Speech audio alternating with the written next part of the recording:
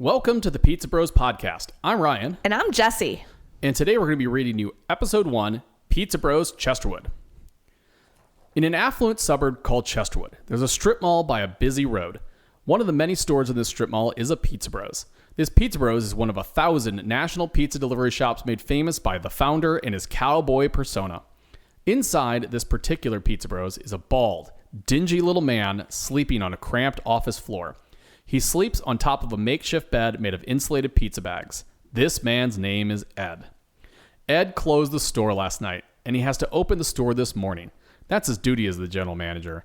So he sleeps on the dirty office floor and dreams.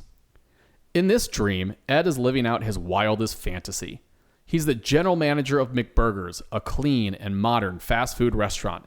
Ed is surrounded by customers and his family who laud him with praise. This is the best McBurgers I've ever been to, says one customer. You're a fantastic general manager, says another. Ed's wife and daughter run up to Ed and hug him with all their might. You're the bestest, hardest working daddy ever, says his daughter. Thank you for all the sacrifices you make for our family, his wife lovingly purrs. Outside the store, a car pulls into a parking space. Steve, one of Ed's delivery drivers, cheerfully pops out of his car and heads inside. On his way in, Steve sees an old woman struggling with her groceries and offers to help her load them into her car. She gratefully accepts the help. What a kind young man you are, the woman exclaims. Just doing what's right, ma'am. You have a great day, Steve says with a smile. Steve continues to the front door of Pizza Bros. He finds that the lights are off and the front door is locked. Huh, that's strange. Ed should be here by now, he says aloud. Steve looks around the parking lot and notices that Ed's truck hasn't moved from the night before. Steve bangs loudly on the door to get Ed's attention. Back in Ed's office, Ed is suddenly roused from his dream by Steve's loud banging. He groggily opens his eyes and takes a look around his office and cries out with defeat, "Oh no, I'm still here!" Ed rises from his makeshift bed, grabs his cell phone from the desk, and stumbles towards the front door. As he does, he pauses under a no smoking sign and lights a cigarette inside the store. Ed takes a deep, frustrated drag and complains in his gruff smoker's voice. "This job is ruining my life. Giving me hemorrhoids, making my hair fall out, working 60 hours this week, only getting paid for 40, can't sleep in my own bed, wife's nagging me about never being around." Ed takes another deep, frustrated drag from his cigarette. "Screw this place," he says with a cough. Ed flicks his cigarette onto the ground and shuffles towards the front door to let Steve in. Ed frowns as he sees Steve's bright and cheery face. "Good morning, Ed," says Steve with a smile. "I don't know about good, but it's definitely morning," Ed gruffly replies. Steve looks Ed up and down. Immediately, Steve's smile turns to a frown at Ed's disheveled appearance. "You slept on the office floor again, didn't you?" asks Steve with concern. "So what if I did?" Ed replies. "You're not taking very good care of yourself. You can't close and then open in the morning 3 days a week. It's not good for you," says Steve matter-of-factly. "Look, Riley needs time off too. He can't be the closing manager every night," says Ed. Steve's mind drifts as he imagines what Riley does on his night off. In his mind, Steve can see Riley in his dirty hoard house, reclining on a stained couch and complaining about not being paid to sleep at work. Steve shakes his head to bring himself back to reality. "I mean, how does your wife feel about you never being home?" Steve asks. "My wife is none of your business. Quit worrying about me. You got prep to worry about. Dennis is coming in early to help out. With the new promotion, we're going to get slammed," says Ed.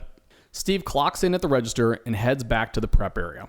The food prep area is about 12 feet wide by about 12 feet long, with a big metal table in the middle, a huge walk-in refrigerator on one side, and a 3-compartment sink on the other. This is where the Pizza Bros employees get all the pizza ingredients ready for the day. Steve goes into the big walk-in refrigerator and grabs several boxes full of ingredients. He places the boxes on a shiny metal table. Then he transfers the contents of the boxes into clear plastic containers and correctly labels them. As he works, Steve hears the front door open and close with a ding. In walks Dennis, holding his big schmuck's coffee cup in his hand. Dennis clocks in at the register and heads back to the prep area to talk to Steve. "Good morning, Dennis," says Steve with a smile. You don't get to tell me the quality of my morning, Says Dennis with a scowl. "I'm sorry. What happened to you?" asks Steve. Don't get me started. Complains Dennis. First off, some Karen bumper tapped me in the Big Schmuck's drive-thru, so I had to deal with that. Dennis gripes. Steve picks up the heavy case of sauce cans with a grunt and heads back to the prep area. Dennis again follows Steve, continuing his complaints. Secondly, I go to take a sip of my coffee, and of course those steam jockeys couldn't even put a flippin' lid on right. So half of my latte ends up all over my beard and shirt. Dennis gestures over his face and stained Pizza Bros uniform. Steve places the heavy case of sauce cans on the table with a thud and locates 2 large plastic tubs to drain the sauce into. "Then what happened?" asks Steve. Then I got stuck in the worst kind of traffic. School traffic. Like, come on. Can't we just remotely teach these kids? Why am I wasting my tax money on buses? Dennis asks rhetorically. Steve opens the sauce cans with a commercial-sized can opener attached to the prep table. "Sounds rough," says Steve sarcastically. So I'm going to be a very pleasant, half-caffeinated dentist today. He complains loudly. Thanks for the heads up that today will be different from every other day," says Steve as he rolls his eyes. As Steve continues to do all the prep work by himself, Dennis questions Steve. Did you get meats done? Asks Dennis. "Yeah, 6 pepperoni, 3 sausage, and 3 bacon," says Steve. Dennis nods his head in approval. Veggies? Asks Dennis. "Didn't need them. We got plenty of backups from yesterday," says Steve. Oh, good. Says Dennis. Dennis pauses and looks around the room for something to complain about. As Steve lifts a sauce can and dumps it into a large clear plastic bucket, Dennis finds it. I'm sorry, but is that how you actually open a can? Asks Dennis. "Do you have a problem with the way I open a can?" asks Steve with a confused look on his face. Well, I don't mean to tell you what to do, but as the senior delivery driver, I'd never open a can like that. Says Dennis, faking authority. Steve looks at Dennis with a frustrated look and replies calmly. "You know, there's no such thing as a senior delivery driver. Ed keeps offering you to make you a manager and you just refuse." Being a manager makes Pizza Bros my career. I've got a degree in paleontology. Do you really think this place is worthy of having such a qualified manager? I don't think so. Says Dennis dismissively.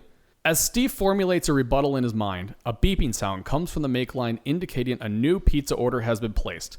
From the front of the store, Ed calls out, "I need your help up here." Steve and Dennis put their petty bickering aside and rush to help Ed. The make line is the heart of every Pizza Bros store, and there are a few stations it's made of.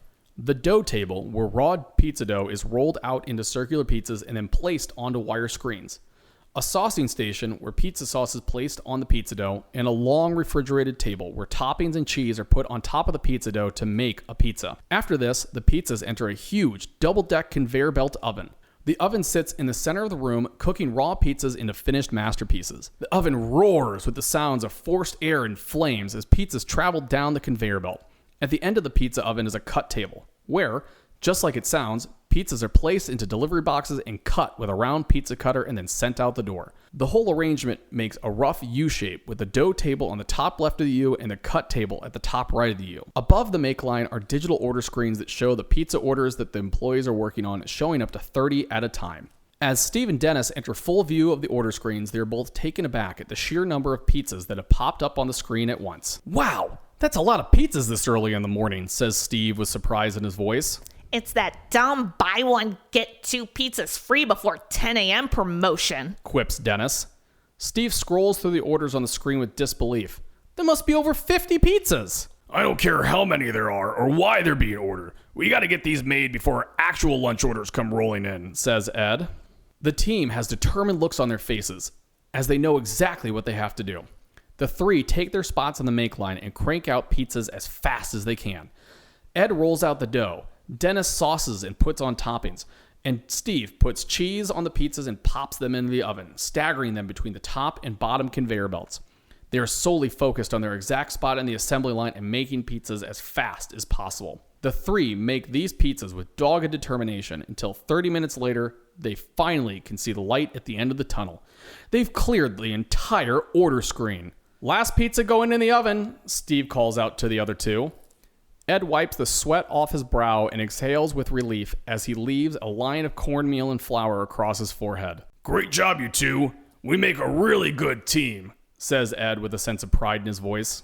Steve notices that Dennis has a horrified look on his face. Hey, Dennis, what's up? You don't look so good. Dennis doesn't say anything, but the look of anguish grows deeper. Dennis, buddy, you okay? Asks Ed with concern. Dennis takes a deep breath for effect. Let me ask you two a question. Who caught the pizzas as they came out of the oven? Asked Dennis with pain in his voice. Steve looks at Ed. I assumed Ed was catching the pizzas. Ed looks at Dennis. Dennis, weren't you catching the pizzas? Dennis is dead silent. Don't tell me that no one caught the pizzas, says Ed with dismay. Steve and Ed spin on their heels and rush to the end of the pizza oven, only to find a pile of 30 large pizzas face down on the floor. Are you kidding me? Dennis, why didn't you catch the pizzas? You're the closest to the cut table. Me? You're the manager. It's your job to catch the pizzas. That makes all of this your fault. Dennis accuses. Guys, don't fight. We can fix this, says Steve. Shut up, Steve! Ed and Dennis both exclaim and promptly turn on each other again. This, right here, this is why I don't want to be a manager. They get blamed for everything, exclaims Dennis as he gestures wildly with his hands. The only person blaming a manager is you, Ed snarls angrily. As Ed and Dennis argue, Steve pushes his way past them. In an attempt to at least salvage some of their hard work, he pulls the last 20 pizzas out of the oven, slices them, and gets them ready for delivery. Steve turns to Ed and Dennis, who are still bickering, and attempts to interrupt them. All we have to do is remake 30 pizzas. It's not that big of a deal. I was able to save 20. By this time, though, it was too late. Ed and Dennis's bickering is instead broken by the sound of the front door flying open. The situation goes from bad to worse. Debbie, Ed's boss, has just arrived to do her weekly check-in at the store. Debbie, constantly irritated from an ongoing divorce, is always looking to take her frustration out on everyone around her. Let's take a moment and explain a funny thing that happens at Pizza Bros. The higher you climb up the corporate ladder, the more you morph into what we call a corporate troll. Imagine a mad science experiment trying to smash a pig, a troll, and a middle manager together. That is roughly what everyone going up the corporate ladder here looks like. Except for the founder, of course. He's his own thing. Back at the store, Debbie can't see the pile of pizzas on the floor as she first enters the room. Ed, I'm here for your weekly check-in, and then I'm going to use your office for a conference call, Debbie shouts in her raspy smoker's voice. As Debbie rounds the corner of the counter, she suddenly sees the pile of pizzas on the floor. Her trolley eyes narrow and her face turns red. She bares her sharp teeth with anger. That's it! This is the last straw! Do you have any idea how much food waste this is? This time, I'm firing everyone! It's time to bring in some new blood. Ed protests. No, wait just a second. This was an accident. An accident is something that happens every once in a while. This is the third time this has happened this month, exclaims Debbie in anger. No, please, I need this job. I'm already 3 months behind on my mortgage payments. I'll do anything, Ed grovels. Debbie sees this as an opportunity to get even more out of Ed than she would have normally and pounces. Anything, huh? Says Debbie. Debbie pretends to think for a moment and comes up with a solution that benefits her. All right, you get this mess cleaned up, remade, sent out within 1 hour, and get a perfect score on your next inspection, and then you can keep your job. But if you mess up at all, you're getting demoted back to the Farnold store. No, please, not Farnold. It's 45 minutes further from my house than this place, begs Ed. If you ever want to see your family again, then you'll do what I tell you, says Debbie menacingly. Oh, and if any of these or the new lunch deliveries are late, you'll be on your way to Farnold tonight, says Debbie with an evil laugh. Debbie leaves the make line for Ed's office and slams the door behind her. Ed, in a state of panic, turns to Steve and Dennis. We gotta figure out what pizzas fell on the floor. Steve already has a printout of the orders in his hand. Got it right here. Thanks. Where did Dennis go? Asks Ed. Out back to smoke, says Steve dismissively. You know Debbie makes him uncomfortable. Ed fetches Dennis and returns to the make line. Dennis's eyes dart back and forth as he waits nervously for Debbie to pounce on him. Steve hands Ed the highlighted list of pizzas they need to remake. If no other orders come in, we should be able to do this. And let's make sure that we catch the pizzas this time, says Ed, who then laughs nervously. We gotta catch them. Dennis, you're on cut table, declares Ed. As long as Debbie stays in the office and away from me, there's no problem, says Dennis confidently. The guys begin to remake the pizza orders when suddenly the order screen fills up with another 40 pizzas from the new orders. Are you kidding me? Asks Ed. That's a lot of pizza, says Steve. There's no way we'll get this done in time. We need more help, says Dennis. Suddenly, the front door opens and in walks Jenny, one of the other delivery drivers. Her bright and bubbly personality can light up any room.